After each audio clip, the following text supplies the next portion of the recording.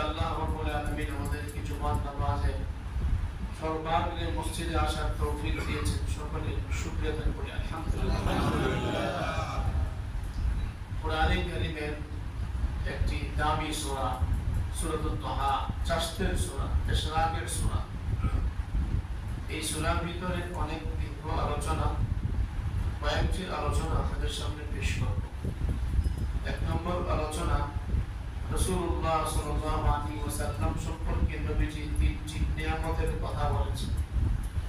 এই তিনটি নিয়ামত আমি আল্লাহ দিয়েছি। তিন নিয়ামতের ক্ষেত্রে তিনটি কাজ আপনার করতে হবে। নাম্বার 1, আলাম ইয়াজিদকা ইয়াতীমান ফাআওয়া।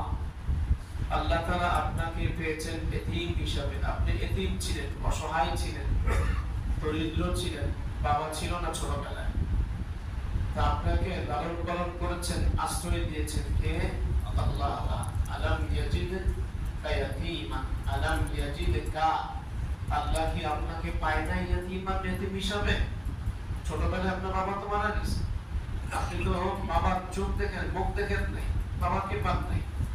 একটা বাচ্চা লালন পালন করে বাবা যেভাবে লালন পালন করতে পারবে, পৃথিবীর অন্য কেউ সেভাবে লালন পালন করতে পারবে না। আপনি এতিম ছিলেন, অসহায় ছিলেন, আপনাকে লালন পালন করেছেন, আশ্রয় দিয়েছেন আল্লাহ তাআলা।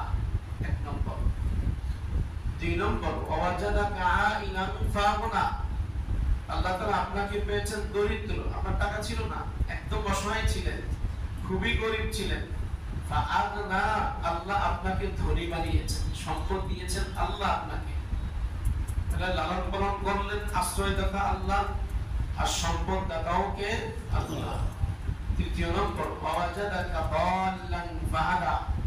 আপনি শরীয়ত সম্পর্কে কিছুই জানতেন না, আল্লাহ সম্পর্কে জানা ছিল না, জান্নাত জাহান্নাম সম্পর্কে জানতেন না, নামাজ রোজা হজ যাকাত ইবাদত বন্দেগী কিছুই আপনি জানতেন না।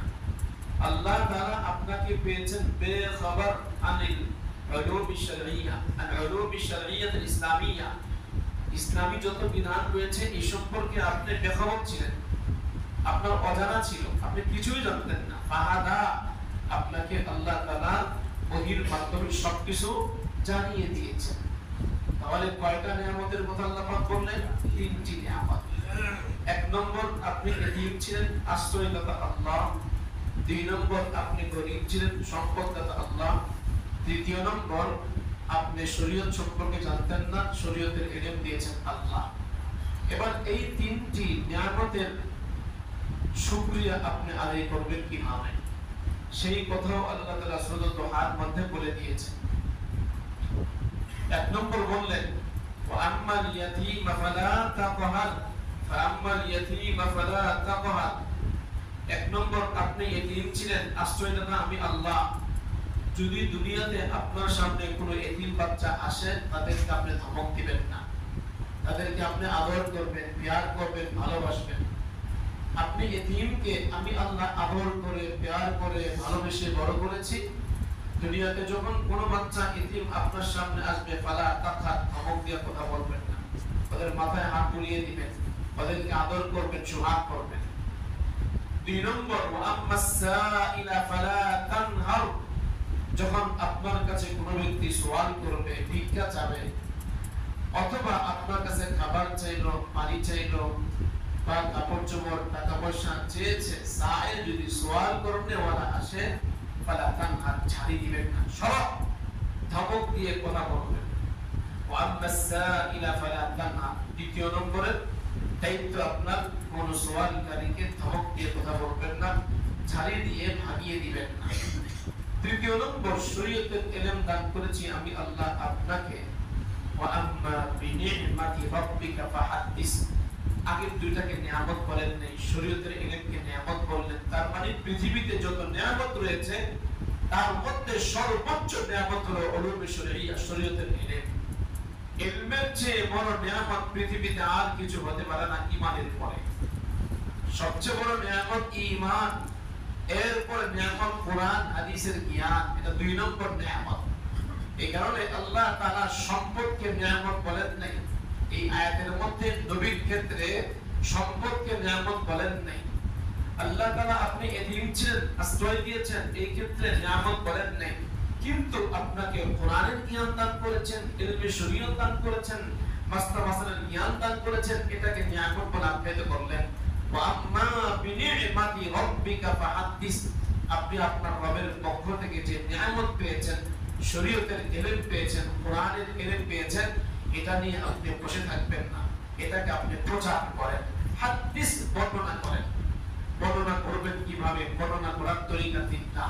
এক নম্বর তরিকা কওলান, দুই নম্বর তরিকা ফি'লান, তিন নম্বর তরিকা তাকরীরান। এই তিন তরিকায় আপনি কোরআনের ব্যাখ্যা করবেন, বিশ্লেষণ করবেন। আমি আল্লাহ তাআলা কোরআনে কারীম নাযিল করেছি সারা পৃথিবীর মানুষের জন্য। ওয়া আনজালনা ইলাইকা যিকরা লিতুবাইয়িনা লিন-নাসি মা নুজিলা ইলাইহিম, সারা পৃথিবীর মানুষের হেদায়েতের জন্য, কল্যাণের জন্য কোরআন নাযিল করেছি। মানুষের কাছে কোরআন নাযিল করি নাই, আপনার কাছে কোরআন নাযিল করেছি। প্রত্যেকটা মানুষকে আমি রাসূল বানাই নাই, আপনাকে বানিয়েছি রাসূল। আপনাকে কেন কোরআন দিলাম? লিতুবাইয়িনা লিন-নাস, আপনি মানুষকে ব্যাখ্যা করবেন, বিশ্লেষণ করবেন। ব্যাখ্যা করে আপনি কোরআনে কারীমের বিশ্লেষণ করে জানিয়ে দিবেন। লিতুবাইয়িনা লিন-নাস মা নুজিলা ইলাইহিম ওয়া লাআল্লাহুম ইয়াতাফাক্কারুন। ব্যাখ্যা করবেন কিভাবে? ব্যাখ্যা করার তরিকা তিনটা। এক নম্বর কওল, দুই নম্বর ফি'ল, তিন নম্বর তাকরীর। এই তিনটা ব্যাখ্যা আপনাদের করছি। কওল কাকে বলে? কওল হলো নবীজি জীবনে কোরআনে কারীমের যত আয়াত নাযিল হয়েছে, আয়াতের তাফসীর তিন ভাবে করেছেন। নাম্বার 1, আয়াতের তাফসীর করেছেন কথা বলে। যেমন কোরআনে কারীমের মধ্যে আছে ইউসিকুমুল্লাহু ফি আওলাদিকুম লিযাকারি মিথলু হাদ্দিল উনসায়াইন, আল্লাহ তাআলা ওসিয়ত করেছেন। তো আল্লাহর ওসিয়ত শব্দের অর্থ নসিহত। ওসিয়তের নিসবত যখন আল্লাহর থেকে করা হবে তখন অর্থ হবে নসিহত। ওসিয়ত শব্দের অর্থ যখন মানুষের থেকে করা হবে অর্থ হবে ওসিয়ত। মৃত্যুর আগে যে ওসিয়তটা করে, এই সম্পত্তি অমুকের জন্য, এই মালগুলো মসজিদের জন্য, এত টাকা মাদ্রাসার জন্য আমি ওসিয়ত করে গেলাম। আচ্ছা, আল্লাহর থেকে নিসবত ওসিয়ত এক অর্থ, মানুষের থেকে ওসিয়ত শব্দের আরেক অর্থ। রাসূলুল্লাহ সাল্লাল্লাহু আলাইহি ওয়াসাল্লাম কোরআনে কারীমে ওসিয়ত সংক্রান্ত যত বিষয় আছে, আলোচনা আছে, আল্লাহর থেকে নিসবত করে ওসিয়ত এক অর্থ, কিন্তু মানুষের থেকে নিসবত করে ওসিয়তের অর্থ করা হয়েছে মৃত্যুর শয্যায় উপনীত ব্যক্তি যদি কোন মানুষের জন্য ওসিয়ত করে যায় তাহলে সেটা কার্যকর হবে। এমনকি নিজের আত্মীয় স্বজন এর জন্য যদি ওসিয়ত করে সেটাও কার্যকর হবে। কোরআন কারীমের 2 নম্বর পারা 6 নম্বর পৃষ্ঠার মধ্যে আল্লাহ পাক রব্বুল আলামিন এই সম্পর্কে আলোচনা করলেন। রাসূলুল্লাহ সাল্লাল্লাহু আলাইহি ওয়াসাল্লাম তিনি তার জবানে ওসিয়ত সংক্রান্ত ছোট্ট একটি বাণীর মাধ্যমে তাহকিক করে জানিয়ে দিলেন, লা ওয়াসিয়াতা লিওয়ারিসিন, লা ওয়াসিয়াতা লিওয়ারিসিন। একজন মানুষ যখন মারা যাবে তার ওই মৃত ব্যক্তির সাথে 4টা দায়িত্ব থাকে। 1 নম্বর দায়িত্ব, এই মৃত ব্যক্তির জানাজার নামাজ পড়তে হবে। 2 নম্বর দায়িত্ব, দাফন কাফনের ব্যবস্থা করতে হবে। 3 নম্বর দায়িত্ব, এই মানুষের যদি কোনো ওসিয়ত থাকে 3 ভাগের 1 ভাগ সম্পদ থেকে তার ওসিয়ত পূরণ করতে হবে। 4 নম্বর, এই মানুষের সম্পত্তিগুলো, এই ব্যক্তির সম্পত্তি তার ওয়ারিসদের মাঝে বন্টন করতে হবে। 1 নম্বর তার জানাজার নামাজ পড়া, 2 নম্বর তাকে দাফন কাফন করা, 3 নম্বর তার ওসিয়ত পূরণ করা। 3 ভাগের 1 ভাগ সম্পদ থেকে ওসিয়ত করে থাকে 1 লাখ টাকা আশরাফুল মাদারিস দিবা, 1 লাখ টাকা মসজিদে নূরে দিবা, 1 লক্ষ টাকা জামিয়া মুহাম্মাদিয়া দিবে। তিনি ওসিয়ত করলেন। এখন দেখতে হবে তার সম্পত্তি কি পরিমাণ আছে। যে সম্পত্তি আছে এই সম্পত্তি থেকে ওসিয়ত 3 ভাগের 1 ভাগ দ্বারা পূরণ হবে কিনা, এই ওসিয়ত পুরা করা জরুরি। 3 ভাগের 1 ভাগ সম্পত্তি থেকে। এরপরে যদি ঋণ থাকে ঋণ পরিশোধ করতে হবে। বাংলাদেশের সবচেয়ে বড় প্রত্যেকটা পুরুষ ঋণী হয় তার স্ত্রীর কাছে। তার কারণ যখন বিয়ে করে মোহর ধার্য করতে হয়, মোহর ধার্য করে তার না করে মোহর দিতে হবে। মোহর দেওয়া না আছে, মোহর ছাড়া বিয়ে হবে না। এখন দেখা যায় 5 লক্ষ 5 টাকা মোহর, 10 লক্ষ 10 টাকা মোহর, 1 লক্ষ 1 টাকা মোহর, 2 লক্ষ 2 টাকা মোহর। এটা বাংলাদেশী একটা কৃষ্টি কালচার হয়ে গেছে। 2 টাকা মোহর ধার্য করে, 2 লক্ষ 2 টাকা। 2 টাকা কোথায় পায়? ফাইজলামি জায়গা পায় না। এগুলো ফসল ফাইজলামি, এগুলো বাংলাদেশী ছাড়া আর কিছু না। এ বলছে তোমাকে 5 টাকা মোহর ধার্য করতে, না কোথায় পাইছে এই সমস্ত তরিকা? এগুলো গলত তরিকা। এই সমস্ত তরিকা বাদ দেন। 5 লক্ষ 5 টাকা কেন? 5 লাখ দেওয়া যায় না? 5 টাকা কোথা থেকে আসলো? ফকির মনে করছে স্ত্রীকে এটা একটা সম্মান। স্ত্রীকে মোহর ধার্য করা এটা সম্মান স্ত্রীর জন্য। 5 টাকা এটা দুষ্টমি করা হয়, বান্দরামি করা হয়। যেন আল্লাহ পাকের আইনের সাথে আমি বান্দরামি করলাম, আমি যেন এটাকে তুচ্ছ তাচ্ছিল্য নজরে দেখলাম। 5 টাকা কিসের আবার? এটা কোন তরিকা? 5 টাকা, 5 লক্ষ টাকা, 2 লক্ষ টাকা, 1 লক্ষ টাকা, 3 লক্ষ টাকা, 5 টাকা, এটা আমাদের সমাজের কৃষ্টি কালচার হয়ে গেছে। স্ত্রীকে মোহর দিতে হয় 2 ভাই। 1 নম্বর মোহরে মুআজ্জাল, 2 নম্বর মোহরে মুআজ্জাল। 1 নম্বর নগদ মোহর, 2 নম্বর বাকি মোহর। নগদ মোহর স্ত্রীর কাছে যাওয়ার আগে তার হাতে টাকা তুলে দিতে হবে, অথবা স্বর্ণ রূপা দিতে হবে। স্বর্ণ রূপা অথবা টাকা তুলে দিতে হবে। এর নাম মোহরে মুআজ্জাল। এর আগে যাওয়া যাবে না স্ত্রীর কাছে। বাসর রাত্রি যাপন করার আগে তাকে স্বর্ণ দেন, অথবা আপনি তাকে টাকা দেন। আর এটা বলেন যে বাকি টাকা কবে দিবেন, এটা সুন্নাত। মোহর 2 প্রকার, মোহরে মুআজ্জাল, মোহরে মুআজ্জাল। নগদ মোহর, বাকি মোহর। নগদ মোহর কত দিবেন? বিয়ের আগে কমপ্লিট করেন, আলোচনা সম্পূর্ণ করেন। বাকি মোহর কত থাকবে এটাও আলোচনা ফাইনাল করেন। এরপরে মোহরটা দিবে কবে? আনলিমিটেড মোহর থাকতে পারে না। বাস থাকে মোহর। নাতি হয়ে গেছে এখনো মোহর বাকি, ছেলে মেয়ে হয়ে গেছে এখনো মোহর বাকি, নাতি নক্ক হয়ে গেছে এখনো মোহর বাকি। কি ব্যাপার? আপনি কোরআন শরীফকে ঠাট্টা করতেছেন? কোরআন শরীফের 5 নম্বর পারা প্রথম পৃষ্ঠার মধ্যে মোহর সম্পর্কে আল্লাহ তাআলা বিস্তারিত আলোচনা করেছেন। আর বলে দিয়েছেন তোমার জন্য 14 জন নারী ছাড়া, 14 জন আরো কয়েকজন আছে, এই কয়েকজন নারী ছাড়া ওহিল্লাকুম মা ওয়ারা'a যালিকুম আন তাবতাগু বিআমওয়ালিকুম মুহসিনিনা গায়রা মুসাফিহিন। এই কয়েকজন নারী যাদেরকে হারাম করা হয়েছে, এরা ছাড়া বাকি নারী হারাম, হালাল, ওহিল্লা হালাল করা হয়েছে টাকার মাধ্যমে। আন তাবতাগু বিআমওয়ালিকুম, টাকা দিয়ে মেয়েদের থেকে তুমি উপকৃত হও, বিনিময় ছাড়া উপকৃত হওয়া যাবে না। এর অর্থ মোহর। মোহর ধার্য করতে হবে। মোহরে মুআজ্জাল, মোহরে মুআজ্জাল। নগদ মোহর এত, বাকি মোহর এত। শাইখুল ইসলাম আল্লামা মুফতি মুহাম্মদ তাকি উসমানী দামাত বরকাতুহু ইসলাম और हमारी जिंदगी কিতাবের মধ্যে উল্লেখ করেছেন, আজকাল আনলিমিটেড মোহর থাকে যে ঠিক আছে দিব নেই, এই জীবনে করে শেষ হয়ে গেল, ছেলে হয়ে গেল, ছেলের বিয়ে হয়ে গেল, মেয়ে হয়ে গেল, মেয়ের বিয়ে হয়ে গেল, এমনকি নাতি নাতনির বিয়ে হয়ে গেল, দাদা ভাই এখনো পর্যন্ত মোহর দিতে পারে নাই। আপনি কোরআন শরীফের সঙ্গে ঠাট্টা করলেন, বিদ্রুপ করলেন, আল্লাহর আইনকে অবজ্ঞা করলেন, আল্লাহর আইনকে বৃদ্ধাঙ্গুল দেখাইলেন, আপনার উপর লানত আর গজব নাযিল হতে থাকবে। মোহর নিয়ে ঠাট্টা করা যাবে না। মোহর এটা আল্লাহর পক্ষ থেকে একটা দায়িত্ব, একটা জিম্মাদারি, এবং নারীর একটা সম্মান। নারীর একটা সম্মান, আল্লাহ নারীকে সম্মান দিয়েছেন। এজন্য একজন মানুষ যখন মারা যাবে তার কাফনের ব্যবস্থা করো। 2 নম্বর তার ওসিয়ত 4 ভাগের 2 নম্বর তার ঋণ পরিশোধ করো। প্রথম ঋণ দেখো, পুরুষ যদি মারা যায় তার স্ত্রী তার কাছে মোহর পাবে কিনা। যদি মোহর পায়, সর্বাগ্রে মোহরের টাকা তার স্ত্রীকে দাও। স্ত্রী যদি মারা যায় তাহলে স্ত্রীর ওয়ারিশ কারা ছিল ওদেরকে মোহর দিয়ে দাও। মোহরের টাকা মাপ নাই, মৃত্যুর পর মোহরের টাকা মাপ নাই। কিন্তু এই সমস্ত আইন আমাদের বাংলাদেশে কতজন খেয়াল করে, কতজন এই জিনিসটা গুরুত্ব দিয়েছে? মোহরের কথা আল্লাহ পাক বলে দিয়েছে।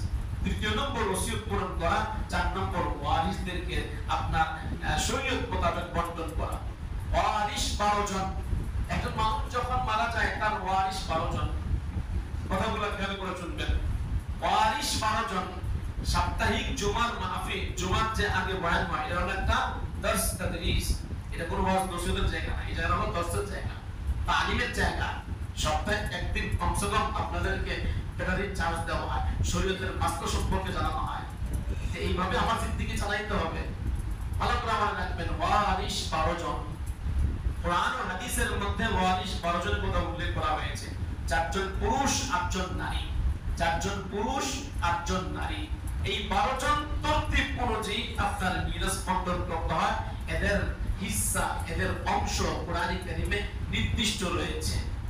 যেমন বাবা আছেন, দাদা আছেন, ছেলে আছে, হ্যাঁ, বাবা এবং দাদা, ছেলে, এরা হলো পুরুষের মধ্য থেকে। চাচা, জ্যাঠা, চাচাতো ভাই, মামাতো ভাই, খালাতো ভাই, এরা কিন্তু ওয়ারিশ না।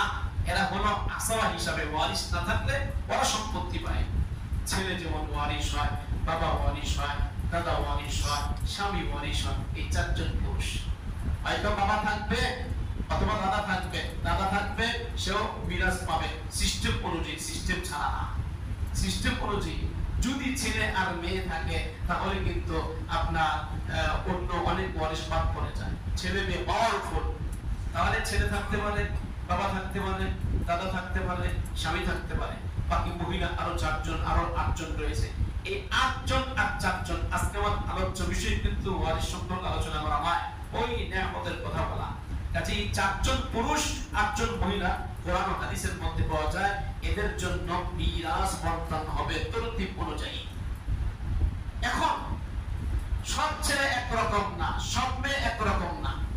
বাবা মুমূর্ষ অবস্থায় বিছানায় পড়া আছে, এক ছেলে বাবার খুব খেদমত করলেন, এতটাই খেদমত করলেন, এবার ওই ছেলেও বড় চালাক, বাবাকে পাম্পুটি মেরে বাবাকে বুঝিয়ে সাজিয়ে যে বাবা আপনি তো মারা যাবেন, আমি চলবো কিভাবে?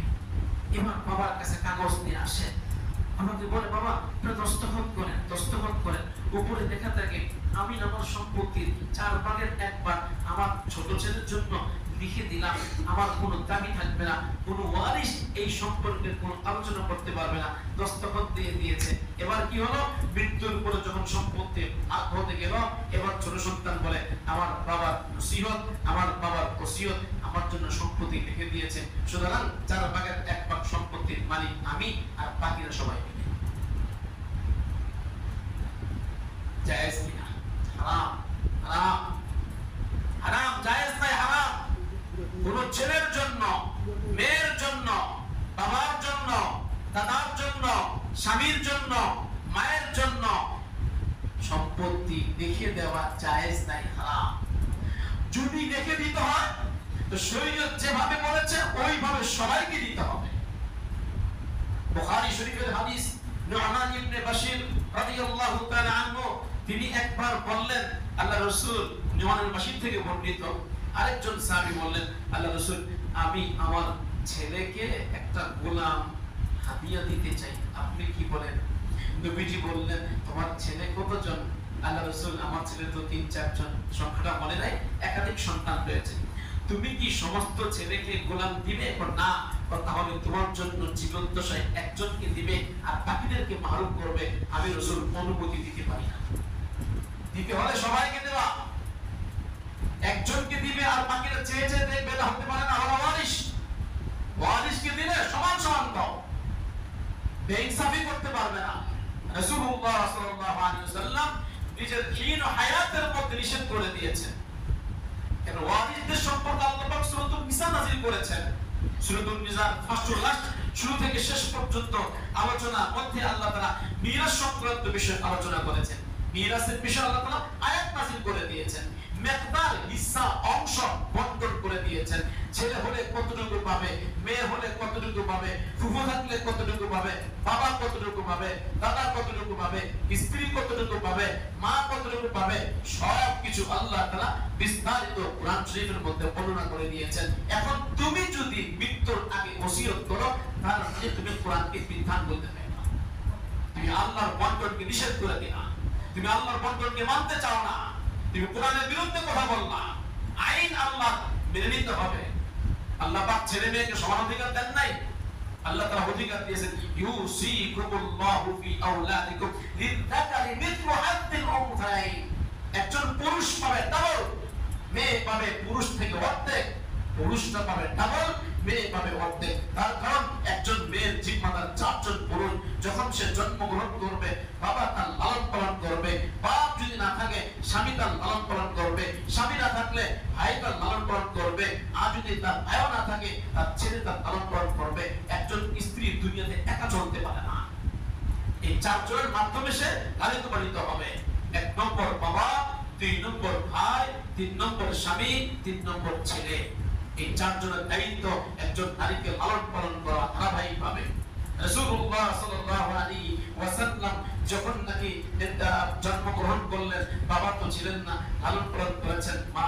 মা যখন নাকি 3-4 দিন লালন পালন করলেন, দুধ পান করালেন, এরপরে দুধ পান করেছেন সুহাইবা, এরপরে দুধ পান করেছেন মাহরিমাতুস সাদিয়া, এরপর দাদা আব্দুল মুত্তালিব আমার নবীকে লালন পালন করেছেন, এরপরে চাচা লালন পালন করেছেন, এরপরে 25 বছর বয়সে বিয়ে হয়ে গেল। চাচা বললেন এবার আমি মুক্তি পাইলাম, ছেলেকে লালন পালন করে 25 বছর পর্যন্ত বড় করছে। বালেগ হয়ে গেলে এতিম থাকে না, ভালো করে মনে রাখবেন। মাদ্রাসায় জিজ্ঞেস করা হয় মোহাম্মদ সাহেবকে, আপনার মাদ্রাসায় এতিম কতজন আছে? মোহাম্মদ সাহেব বলে, আমার মাদ্রাসায় এতিম আছে 50 জন। কথাটা বলো, কথাটা বলো। তার কারণ এতিম কাকে বলে আমাদেরকে ভালোভাবে মনে করতে হবে। মোহাম্মদ সাহেব বলবে, আমার মাদ্রাসায় এতিম, গরিব, অসহায়, দরিদ্র আছে এতজন। শুধু এতিম যদি বলতে হয়, এতিম বলা হয় ওই বাচ্চাকে নাবালেগ অবস্থায় যার বাবা মারা যায়। বালেগ হয়ে গেলে ওই সন্তানকে আর এতিম বলা যাবে না। আমিও তো এতিম, আমার বাপ নেই, আমিও এতিম, দেন টাকা পয়সা দেন আমাকে। হ্যাঁ, আমি তো এতিম, আমার বাবা নাই, আমি এতিম, আমাকে এতিম বলা যাবে না। কেন?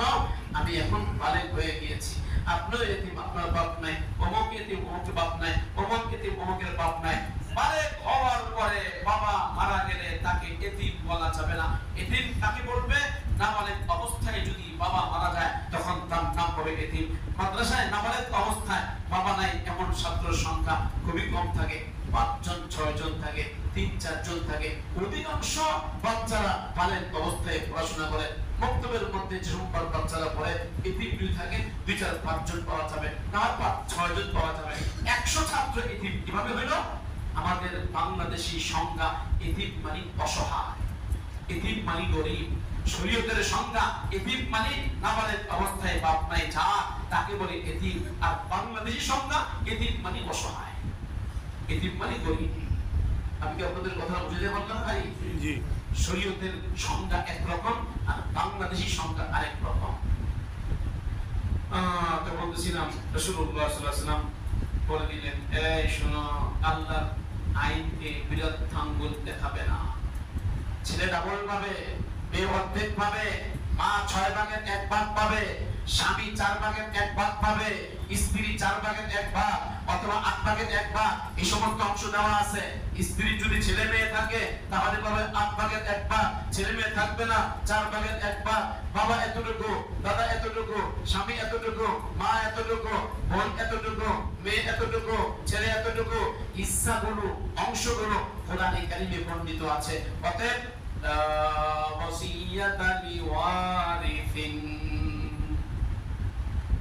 ব্যাখ্যা করলেন সংক্ষিপ্ত শব্দ দিয়ে। এটাকে আরবিতে বলে জামিউল কালিম।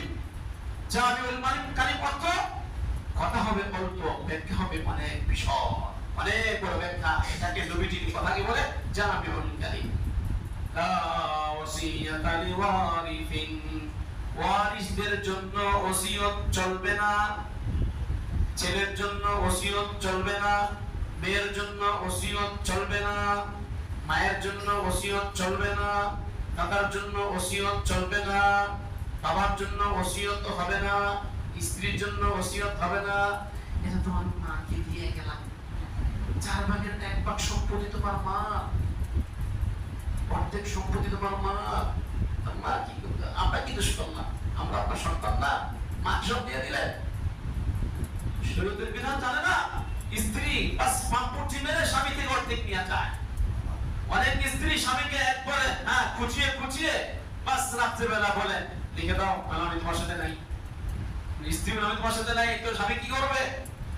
বাধ্য হয়ে স্বামী স্ত্রীকে লিখে দেয়, জায়েজ নেই, হারাম। ওসিয়ত চলবে না স্ত্রীর জন্য। মুমূর্ষ অবস্থা আপনি বলবেন ছোট ছেলে পাবে 10 লাখ টাকা, স্ত্রী পাবে 20 লাখ টাকা। ওসিয়ত আপনি বলেন ওদেরকে 20 লাখ দিবে, ওদেরকে 10 লাখ দিবে, ওখানে 3 লাখ দিবে। আপনার ওয়ারিসদের হিস্সা আপনি বন্টনকারী কেউ না। আল্লাহ তাআলা আপনার ওয়ারিসদের জন্য হিস্সা বন্টন করে দিয়েছে। এখানে কোনো ওসিয়ত চলবে না। আমি কি আপনাদের কথা বুঝতে পারলাম? জি। হ্যাঁ, ওয়ারিসদের অংশ বন্টন করেছেন কে? আল্লাহ। বলেন কে বন্টন করেছেন? আল্লাহ। আমি আপনি যদি দেই তাহলে আল্লাহর আইন লঙ্ঘন করা হইল, কোরআনের আইন লঙ্ঘন করা হইল। তাই নবীজি বলেন লা ওসিয়াতা লিওয়ারিসিন, ওয়ারিসদের জন্য ওসিয়ত চলবে না। এটা হলো নবীজি কোরআনে কারীমের আয়াতের সংক্ষিপ্ত ব্যাখ্যা করলেন কথা দিয়ে। এটাকে আরবিতে বলে কওলে রাসূল, নবীজির কথা। 2 নম্বর, নবীজি কোরআনের ব্যাখ্যা দিয়েছেন। বলেন আল্লাহ পাক কোরআন শরীফের মধ্যে বলেছেন আকিমুস সালাত, নামাজ কায়েম করো। ইউকিমুনাস সালাত, মুমিন কারা? যারা নামাজ কায়েম করে। তো এক জায়গায় বললেন মুমিন কারা, নামাজ কায়েম করে যারা। আবার আদেশ করলেন নামাজ কায়েম করো, আদেশ করলেন ওয়ারকাউ রুকু করো, আদেশ করলেন ওয়াসজুদু তুমি সিজদা করো, আদেশ করলেন ওয়াবুদু রাব্বাকুম রবের ইবাদত করো। আল্লাহ তাআলা কোরআন শরীফের মধ্যে কোথাও বলেন নাই যোহর 4 রাকাত, আসর 4 রাকাত, মাগরিব 3 রাকাত, এশা 4 রাকাত, আর সফর অবস্থায় যোহর 2 রাকাত, আসর 2 রাকাত, আর এশা 2 রাকাত, ফজর ঠিক থাকবে 2 রাকাত, আর মাগরিব ঠিক থাকবে 3 রাকাত। এটা কোরআন শরীফে কোথাও নাই। এখন নামাজ কায়েম কিভাবে করবে? আল্লামা কাজী বাইজাবি রাহমাতুল্লাহ আলাইহি ইউকিমুনাস সালাত ব্যাখ্যা করেছেন, চারটি ব্যাখ্যা দিয়েছেন। আল্লামা কাজী বাইজাবি ইউকিমুনাস সালাত ব্যাখ্যা চারটি করেছেন। এই চার ব্যাখ্যার ভিতরে 2000 হাদিস লুকায়িত আছে। সুবহানাল্লাহ। কত হাজার হাদিস? 2000 হাদিস। নবীজির হাদিসের সংখ্যা কত? নবীজির হাদিসের সংখ্যা কত? নবীজির হাদিসের সংখ্যা একজন মুসান্নিফ, একজন মুহাদ্দিস মুখস্থ করেছেন 10 লক্ষ, আরেকজন মুখস্থ করেছেন 7 লক্ষ, আরেকজন মুখস্থ করেছেন 6 লক্ষ। যেমন আল্লামা আহমদ ইবনে হাম্বল রাহমাতুল্লাহি আলাইহি তিনি 6 লক্ষ হাদিস মুখস্থ করেছেন। ইমাম আবু যুরআ রাহমাতুল্লাহি আলাইহি 7 লক্ষ হাদিস মুখস্থ করেছেন। ইমাম বুখারী রাহমাতুল্লাহি আলাইহি 3 লক্ষ হাদিস মুখস্থ করেছেন। 3 লক্ষ লিখিত আকারে রাখছেন, 3 লক্ষ লেখা ছিল, 3 লক্ষ সিনাই ছিল। টোটাল 6 লক্ষ হাদিসকে ছানবিন করে 7275টি হাদিস বুখারী শরীফের মধ্যে উল্লেখ করেছেন। ইমাম মুসলিম রাহমাতুল্লাহি আলাইহি 3 লক্ষ হাদিস ছিল। ইমাম তিরমিজি রাহমাতুল্লাহি আলাইহি 3 লক্ষাধিক হাদিস ছিল। যার ফলে তৃতীয় শতাব্দী এবং চতুর্থ শতাব্দী, তৃতীয় এবং চতুর্থ শতাব্দী 100 বছরকে শতাব্দী বলে। তৃতীয় শতাব্দী চতুর্থ শতাব্দীতে যারা কি হাদিসের চর্চা করতেন এদের হাদিসের সংখ্যা কত ছিল? কারো 1 লক্ষ, কারো 50,000, কারো 2 লক্ষ, কারো 3 লক্ষ, কারো 6 লক্ষ, কারো 7 লক্ষ, কারো 10 লক্ষ। 10 লক্ষ হাদিস, 6 লক্ষ হাদিস, একটু বুঝতে হবে। নবীজির হাদিসের সংখ্যা টোটাল 10,000। নবীজির হাদিসের সংখ্যা টোটাল 10,000, মাত্র 10,000। 9 লক্ষ 7 লক্ষ এটা কি? নবীজির কাছের ছাত্র ছিল আবু হুরায়রা রাদিয়াল্লাহু তাআলা আনহু। তার হাদিস মুখস্থ ছিল 5364 অথবা 5374টি হাদিস। আবু হুরায়রা যার হাদিস মুখস্থ মাত্র 5364, ইমাম বুখারীর 3 লক্ষ, হাফেজ আবু যুরআর 7 লক্ষ, ইমাম আহমদ ইবনে হাম্বলের 6 লক্ষ। তো সাহাবীর হাদিসের মুখস্থ সংখ্যা কম, আর সাহাবী থেকে 100 বছর পরে আসছে তার হাদিসের সংখ্যা বেশি। কারণটা কি? ব্যবধান কেন হইল? সাহাবী রাসূল আবু হুরায়রা রাদিয়াল্লাহু তাআলা নবীজির কাছে এসে বলেন, আল্লাহ রাসূল আমার মনে থাকে না, দোয়া চাই। নবীজি বললেন তোমার মাথায় বা তোমার গায়ে যে চাদরটা আছে সামনে বিছিয়ে দাও। বুখারী শরীফের হাদিস। নবীজি বিগুরফাতি ইয়াদিহি এক হাত দিয়ে দিলেন, অথবা বিগুরফাতি ইয়াদাইহি যদি 2 হাত হয় তাহলে ব্যাখ্যা হবে নবীজি আল্লাহ পাকের ধ্যানে মগ্ন ছিলেন, দোয়া করতেছিলেন। যখন মানুষ দোয়া করে তখন উপর থেকে আল্লাহ পাক তার 2 হাতের মধ্যে রহমত দান করেন। এজন্য এই রহমতের হাতটা চেহারার মধ্যে মালিশ করো, যাতে করে আল্লাহ পাক যে রহমত দিয়েছে এই রহমতটা তোমার চেহারায় পড়ার কারণে তোমার চেহারা নূরে নূরান্বিত হয়ে যায়। সুবহানাল্লাহ। সবচেয়ে দামি অংশ হলো চেহারা। এই দামি অংশের মধ্যে আল্লাহর পাওয়া রহমতটা তুমি মালিশ করে নাও। রাসূলুল্লাহ সাল্লাল্লাহু আলাইহি ওয়াসাল্লাম দোয়া করতেছিলেন, আবু হুরায়রার সামনে নবীজি বলেন, আবু হুরায়রা তুমি কি আবু হুরায়রা? জি আল্লাহ রাসূল। কেন আসছো? আল্লাহ রাসূল মনে থাকে না, অনেক সময় অনেক হাদিস চলে যায়। নাসিতু শাইআ, নাসিতু হাদিসান বাদা হাদিসিন, এক হাদিসে আরেক হাদিস অনেক সময় চলে যায়, ভুলে যায়। নবীজি বলেন চাদরটা বিছাও। বিছাইলেন, নবীজি 2 হাত দিয়ে যা পাইলেন এবার ওই চাদরের মধ্যে দিলেন। আজকের রহমতটা আমি না, আজকের রহমতটা তুমি নাও। আমি আল্লাহ থেকে চাইছি, আল্লাহ পাক যা দিয়েছেন আমি তোমাকে দিলাম, যাও দাও, এটা কি মিলাও। এই জমনা ফি সাদরিক, সিনার সঙ্গে চাদরটাকে মিলাও। যা পাইলাম তা দিলাম, এবার এটা সিনার সাথে মিলাও। হযরত আবু হুরায়রা বলেন, ফাযামানতুহু, আমি যখন সিনার সাথে মিলাইলাম সাথে সাথে নবীজি 2 হাতে যা পেয়েছেন চাদরে দিয়েছেন, চাদরের মাধ্যমে যখন চাদরটা আমার সিনার সঙ্গে মিলাইলাম, সাথে সাথে অতীতে যত হাদিস ভুলে গিয়েছি সব হাদিস স্মরণ হতে শুরু করলো। আর ফামা নাসিতু শাইআন বাদু, এরপর থেকে নবী যা বলতেন কোনোদিন কোনো কথা আর ভুলতাম না, সব মুখস্থ। ফামা নাসিতু শাইআন বাদু। আবু হুরায়রা রাদিয়াল্লাহু তাআলা তিনি কোনো কথা বলেন নাই, যা শুনেছেন সব মুখস্থ করেছেন। হাদিসের সংখ্যা কত? 5374টি অথবা 64টি, এত কম। অথচ বাকিদের হাদিসের সংখ্যা 3 লক্ষ, 6 লক্ষ, 7 লক্ষ, 10 লক্ষ হয়ে গেল। সংক্ষেপ উত্তর, হাদিস কাকে বলে? বুখারী শরীফ, মুসলিম শরীফ, নাসাই শরীফ, ইবনে মাজাহ, তাহাবি, হাদিসের যত কিতাব আমাদের কাছে নিজামিতে আছে, বহির্বিশ্বে যেখানে আছে, আপনি একটা হাদিসের আরবি হাদিস খুলবেন, খোলার পর দেখবেন হাদাদানা আল-হুমাইদি قال حدثنا سفيان, বাস ইমাম বুখারী বলেন আমাকে হুমাইদি রওয়ায়াত করেছেন, তিনি বলেন তাকে সুফিয়ান রওয়ায়াত করেছেন, তিনি বলেন তাকে মুহাম্মদ ইবনে আবি সাঈদ খুদরি রওয়ায়াত করেছেন, তিনি বলেন ইবনে তাইমি রওয়ায়াত করেছেন, তিনি রওয়ায়াত করেছেন আলকামা থেকে, আলকামা ওমর থেকে, ওমর নবী থেকে। তাহলে ইমাম বুখারী থেকে নবীজি পর্যন্ত ওয়াসিতা 4টা। একটা হাদিস ইন্নামাল আ'মালু বিন্নিয়াত, এই হাদিস তো একটা, কিন্তু সংখ্যা কত? 700 সংখ্যা। এই হাদিসটা কি বললে 700 হবে? হাদিস তো একটা, 700 কিভাবে হইল? একজন উস্তাদ রওয়ায়াত করেছেন, আরেকজন উস্তাদ রওয়ায়াত করেছেন, আরেকজন উস্তাদ রওয়ায়াত করেছেন। 700 বর্ণনাকারী রওয়ায়াত করার কারণে হাদিস একটা, সংখ্যা হয়ে গেল 700। রাসূল থেকে যত দূরত্ব বাড়বে হাদিসের সংখ্যা তত বাড়বে, মানুষ যত বেশি রওয়ায়াত করবে হাদিসের সংখ্যা তত বেশি হবে। অথচ মূল হাদিস কয়টা? বলেন মূল হাদিস কয়টা? একটা। তো সংখ্যা বাড়লো কিসের কারণে? উস্তাদের কারণে। এবার আপনাদেরকে জিজ্ঞেস করি, আবু হুরায়রার উস্তাদ কয়টা? নবীর মাঝে, আবু হুরায়রার মাঝে কোন উস্তাদ আছে? সরাসরি রাসূল থেকে শুনেছেন, সরাসরি রাসূলকে দেখেছেন, সরাসরি সাহাবায়ে কেরামের সামনে ছিলেন, নবীজির কওল, নবীজির ফেল, নবীজির তাকরীর, সরাসরি আবু হুরায়রা 3 থেকে 4 বছর লাগাতার আপনার নবীর কাছে ছিলেন, শয়নে স্বপনে সফরে হজরে সর্বস্থানে নবীজির কাছে। খানা খাইতে পর্যন্ত যান নাই, খানা খেতে গেলে নবীর একটা হাদিস আমার ছুটে যাবে। ঘুমান নাই যতক্ষণ পর্যন্ত নবীজি হাজির ছিলেন, আমি ঘুমিয়ে গেলে নবীজির একটা হাদিস ছুটে যাবে।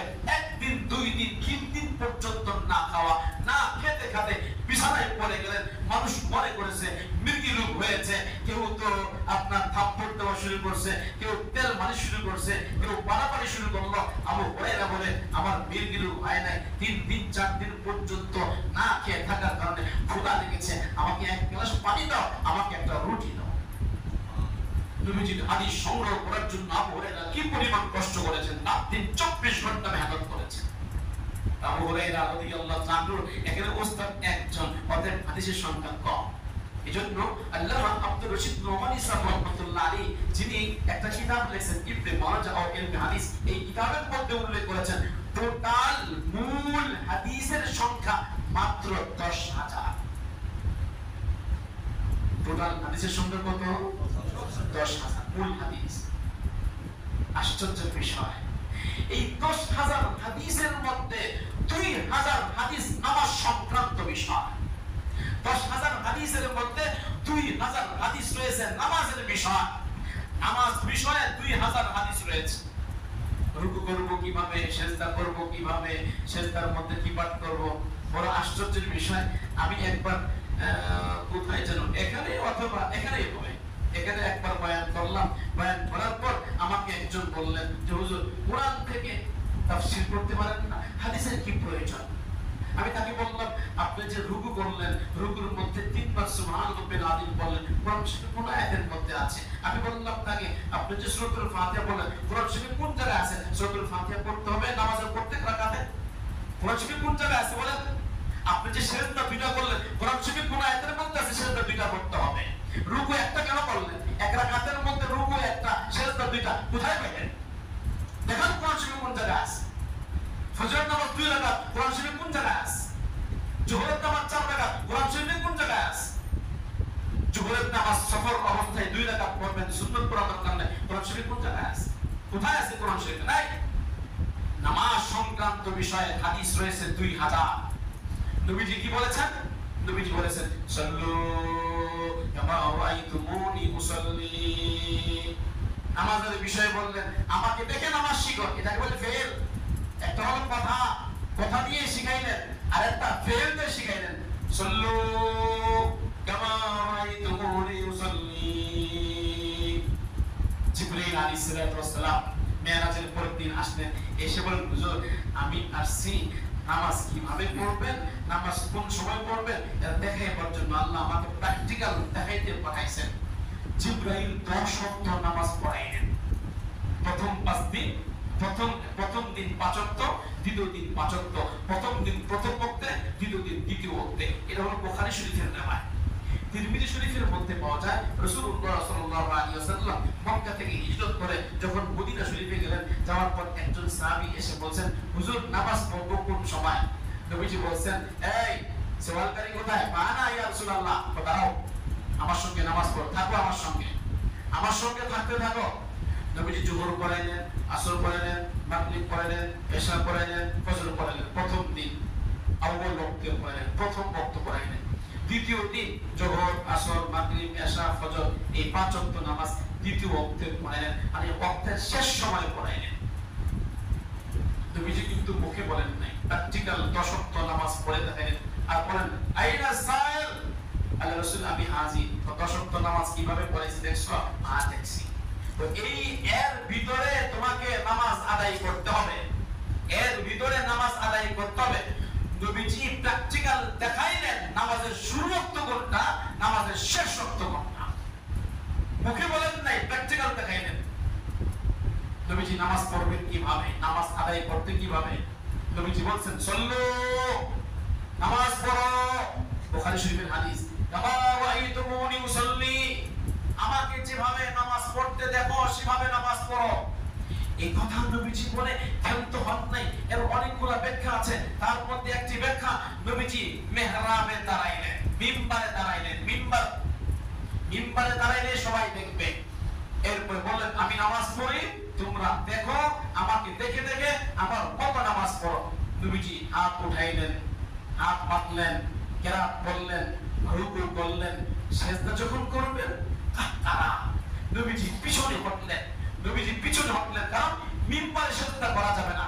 মিম্বার থেকে নিচে নেমে ইমামের জায়গা অথবা মুক্তি জায়গা গেলেন, সেখানে যাওয়ার পর সিজদা করলেন, 1 রাকাত শেষ করলেন, আবার দ্বিতীয় রাকাত মিম্বারে দাঁড়িয়ে পড়াইলেন। যখন সিজদা করলেন আবার পিছনে গেলেন, এরপর আবার কি করলেন? তিনি সিজদা করলেন।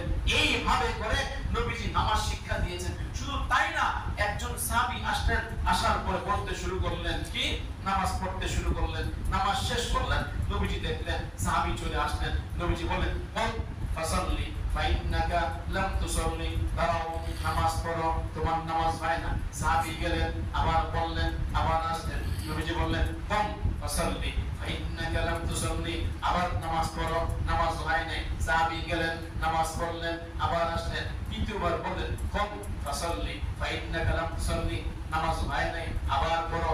সাহাবী বললেন আল্লাহ রাসূল একবার, দুইবার, তিনবার পড়লাম, আমার যখন নামাজই হয় না, তা আপনি দেখায় দেন নামাজ পড়বো কিভাবে?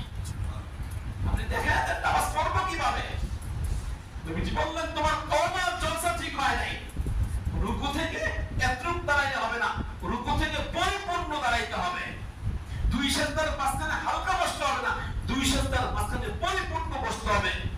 রুকু থেকে দাঁড়ানো, এটাকে আরবিতে বলে কওমা। 2 সেজদার মাঝখানে পরিপূর্ণ বসা, একদম স্থির পরিপূর্ণ বসা, এর নাম আরবিতে বলে জালসা। কওমা এবং জলসা ঠিক হয় না। রুকু থেকে যখন দাঁড়াইছো, তোমার বডিটা একটু বাঁকা হয়ে গিয়েছে, এইজন্য ওয়াজিব তরফ হয়ে গিয়েছে, তোমার নামাজ হয় না, যাও আবার নামাজ আদায়। নবীজি নামাজ শিখাইছেন, খুদু আন্নী মানাসিকাকুম, তোমরা আমার কাছ থেকে হজ শিখো। নবীজি হজ শিখাইলেন, আমাকে দেখে দেখে হজ শিখো, আমাকে দেখে দেখে নামাজ শিখো। এটাকে বলা হয় ফি'ল। 1 নম্বর কথার মাধ্যমে শিক্ষা দেওয়া, 2 নম্বর আমলত শিক্ষা দেওয়া। এই হলো 2টা পদ্ধতি। 3য় নম্বর পদ্ধতি সাহাবায়ে কেরাম আমল করেছেন। নবীজি দেখলেন, দেখার পরে বাধা দেন নাই। একবার বাধা দিয়েছেন, আরেকবার বাধা দেন নাই। যেই কাজে বাধা দিলেন শরীয়ত বিরোধী, যেই কাজে বাধা দেন নাই এটা ঠিক। বেজে গেছে 100 বোঝাবো কিভাবে? আবার এক পাশে ইন্তজার করেন, মনে থাকলে বলবো, না থাকলে অন্য আলোচনা। ও আম্মা বিনিয়ামাতি রব্বিকা ফাহাদ্দিস, ব্যাখ্যা দেওয়া আর সম্ভব হইল না।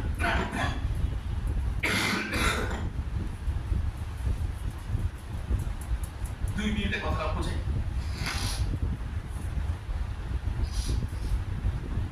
একজন নবী বয়ান করতেছিলেন, এক লোক এসে বললেন, এত সুন্দর বয়ান, আপনার এত ইলম, আপনার চেয়ে বড় আলেম বর্তমানে মনে হয় কেউ নেই।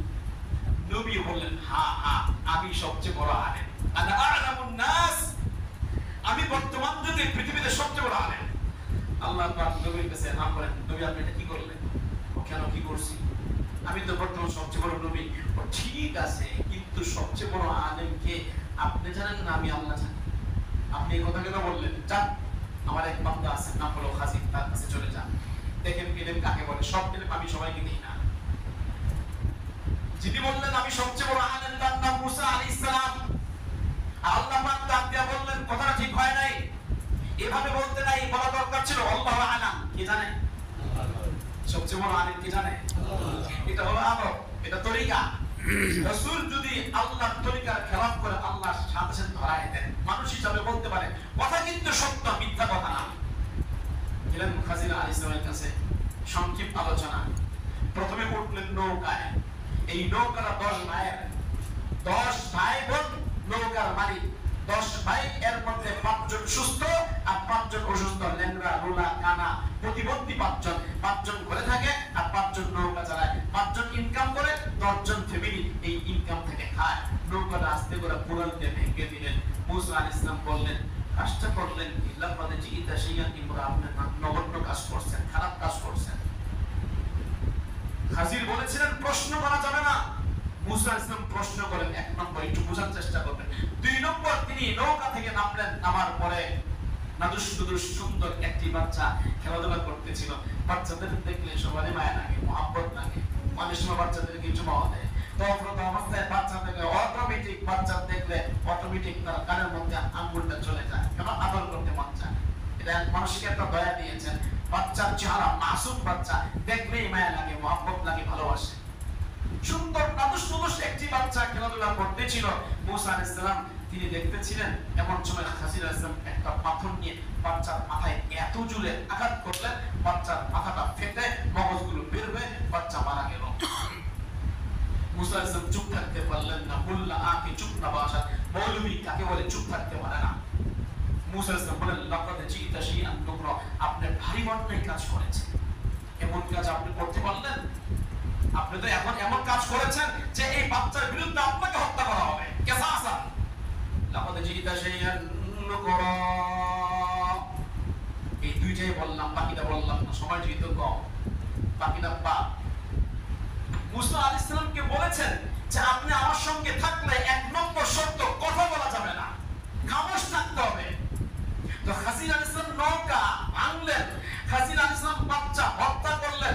মুসা নবী চুপ থাকলেন না কেন? এটি হলো প্রশ্ন, এই উত্তর দিয়ে আমার আলোচনা শেষ। কেন তিনি নৌকা ভাঙলেন, কেন তিনি বাচ্চা মারলেন, এই আলোচনা পরে। নৌকা ভাঙার পর, বাচ্চা হত্যা করার পর মুসা নবী প্রশ্ন করলেন কেন? এটা হলো প্রশ্ন। আপনাদেরকে প্রশ্ন করব, জবাব দিবেন। একজন মানুষের কোন জিনিস ক্ষতি করা শরীয়ত জায়েজ বলে না হারাম? বলেন বলেন। পৃথিবীতে কোন মানুষকে কোন মানুষ ন্যায় ছাড়া, কারণ ছাড়া হত্যা করা জায়েজ না হারাম? শরীয়ত বলে হারাম। মুসা আলাইহিস সালামের নাম রাসূল।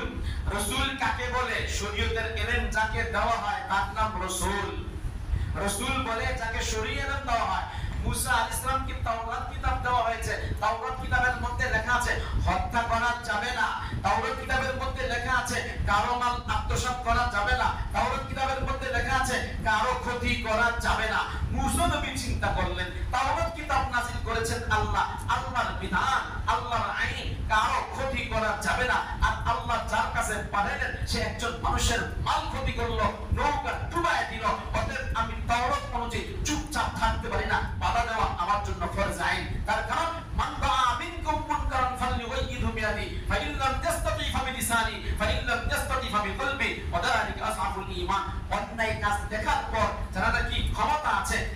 জন্য হাতে বাধা দেওয়া, আর যাদের ক্ষমতা নাই শরীয়তের ইলম আছে তাদেরকে জবানে বলা, আর যাদের ইলম নাই ক্ষমতাও নাই এদের জন্য মনে মনে প্ল্যান করা এই অন্যায় কাজটা কিভাবে বন্ধ করা যায়। এটা হলো ঈমান, এটা ঈমানের আলামত। মুসা আলাইহিস সালাম বাধা কেন দিলেন? তাওরাত কিতাবে নিষেধ আছে এই কাজ করার জন্য, তাই বাধা দিলেন শরীয়তের ইলম থাকার কারণে। সুতরাং নবী রাসূল কাকে বলবে? নবী রাসূলের সামনে যদি কোনো কাজ হয়, নবী এবং রাসূল যদি চুপচাপ থাকেন, তাহলে এই কাজটা শরীয়ত সম্মত জায়েজ। আর যদি ওই কাজটা শরীয়ত সম্মত না হয়, মুসা নবী যেমন চুপচাপ থাকতে পারেন নাই, আমাদের নবী চুপচাপ থাকতে পারবে না। এজন্য হাদিসের আলোচনা করলে দীর্ঘ আলোচনা হবে। রাসূলুল্লাহ সাল্লাল্লাহু আলাইহি ওয়াসাল্লামের সামনে সাহাবায়ে কেরাম একটা কাজ করলেন, নবীজি চুপ। তার মানে তোমার কাজটা ঠিক। নবীজির সামনে একজন নামাজ পড়লেন, নবীজি বললেন কোন ফাসাল্লি ফাইন্নাকা লাম তুসাল্লি, নামাজ হয় নাই, নবী চুপচাপ থাকতে পারেন। তিরমিজি শরীফের কিতাবুল তাহারত অধ্যায়ের সর্বশেষ হাদিস, একজন সাহাবী আসলেন, 2 রাকাত নামাজ পড়লেন, হাত তুলে দোয়া করলেন, আল্লাহুম্মা রহমনি ওয়া মুহাম্মাদান ফাকাল, আল্লাহ আমার উপর রহমত নাযিল করেন, মুহাম্মাদের উপর রহমত নাযিল করেন, আর কাউকে রহমত দিয়েন না, আমাকে আর মুহাম্মদকে দেন, কাউকে দেন না। তুমি কি এই ধরনের কি করলো? দেখে যে ওই কোথায় একজন গেরাম মানুষ দোয়া করতেছে, আল্লাহুম্মা রহমনি ওয়া মুহাম্মাদান ফাকাল, ভাই ডাকো ডাকো ডাকো কে দেখে হানা পড়ছে, জিজ্ঞেস করল কি দোয়া করলাম? আল্লাহ রাসূল আমি আপনাকে মহব্বত করি, এই জন্য দোয়ার মধ্যে আমি আর আপনি আর কেউ না, দোয়ার মধ্যে আমি আর আপনি আর কাউকে না। তখন বললেন আল্লাহ কি তোমার মতো আমার মতো বখিল?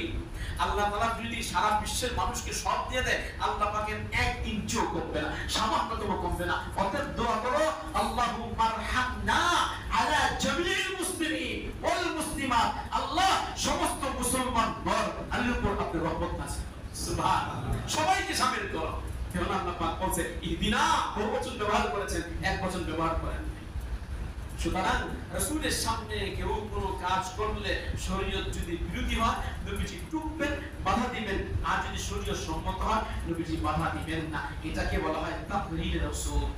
1 নম্বর কওল, 2 নম্বর ফেরে, 3 নম্বর তাকরীর। আর এই তিনটাকে শরীয়তের পরিভাষায় ওয়া আপনা বিনিমাতি রাব্বিকা ফাহাদিস, হাদিস বলা হয়। হাদিসের ব্যাখ্যা নবীজি কখনো জবান দিয়ে বলবেন, অথবা নবীজি আমলন করে দেখাবেন, অথবা নবীজির সামনে কেউ কোনো কাজ করলে চুপচাপ থাকবেন। এই তিনটার মাধ্যমে কোরআনের ব্যাখ্যা দিবেন। সুতরাং কেউ যদি বলে হাদিস মানি না, তাহলে তাকে মুসলমান পড়াই মুশকিল হয়ে যাবে। তুমি হাদিস মানো না মানে কোরআনই মানো না। কোরআন মানতে হলে হাদিস মানা আবশ্যক, লাজিম। হাদিস ছাড়া কোরআন মানা যাবে না। কথা ঠিক না বেঠিক? কথা কি বুঝিয়ে দিয়েছেন আপনাদেরকে? বাস আজকের মতো এখানেই শেষ। আল্লাহ তাআলা যতটুকু কথা বললাম, বুঝাইলাম, বুঝলাম, আল্লাহ তাআলা আমাদের সবাইকে বুঝা আমল করার তৌফিক দান করুন। আমিন।